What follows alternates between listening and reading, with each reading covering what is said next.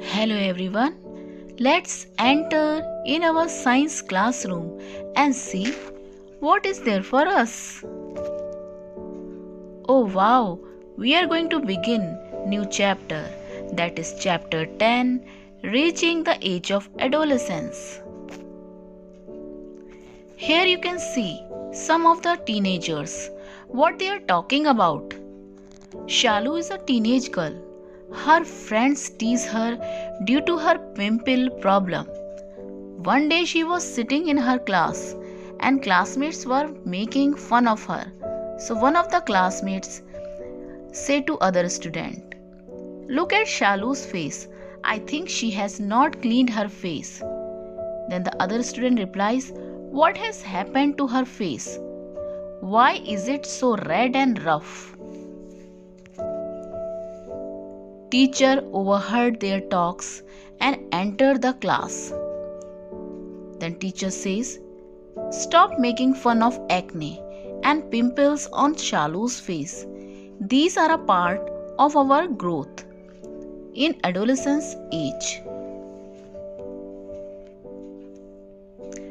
So, in this chapter, you are going to learn about endocrine system, adolescence and puberty, changes at puberty, roles of hormones during puberty, reproductive health, and drug abuse. So let us understand what this word adolescence means. The body starts growing as soon as a child is born, and by the age of 10 or 11 years, there is a sudden growth in the body. The body changes can be observed in both boys as well as girls.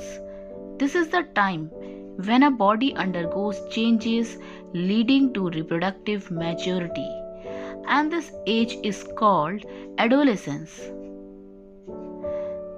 So, the ages of 11 years and 19 years children are known as adolescents. The same age group children are also known as teenagers.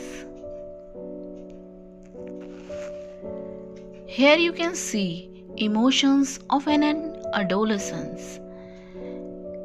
Adolescence is associated with several physical and emotional changes. So sometimes the adolescent is smiling, sometimes sad, sometimes crying, and sometimes very happy. So all the boys and girls go through these changes. So there are some physical changes also. So what is responsible for that? This is due to the production of hormones. And an organ in our body called the endocrine system is responsible for causing some of these experiences or emotions. So what is this endocrine system? Body functions of humans and many other vertebrates are supported by a special system called endocrine system. There are some special structures called glands which are located at specific places inside our body which secrete certain substances. Here you can see some of the glands like pituitary gland, parathyroid gland, thyroid gland, thymus gland, adrenal gland, pancreas, ovary, and testes. So glands are of two types, exocrine gland and endocrine gland. Now what is this exocrine gland? Glands like liver, sweat glands and salivary glands are exocrine glands. Exocrine glands are the glands which have ducts or the tubes, and they release their secretion to the target site. Next is endocrine glands. Endocrine glands directly release their secretion into the bloodstream because they are ductless glands, means they do not have any tubes. So they secrete the secretions directly into the bloodstream. These glands make up the endocrine system. So what is that secretion called? That secretion is called hormones.